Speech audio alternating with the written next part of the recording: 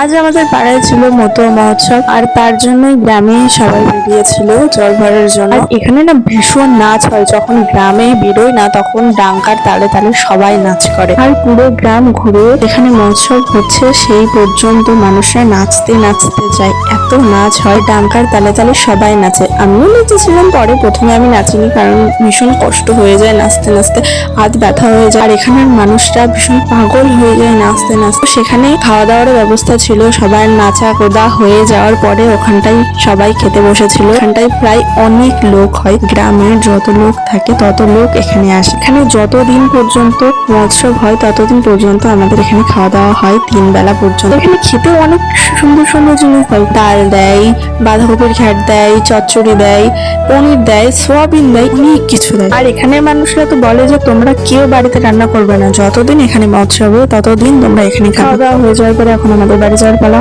আর আমাদের বাড়ি থেকে ওই মহোৎসবের জায়গাটা দূর, তো এখন আমাদের বাড়ি যাচ্ছে। তোমাদের সাথে দেখা হবে আবার আমার পরবর্তী ভিডিওতে।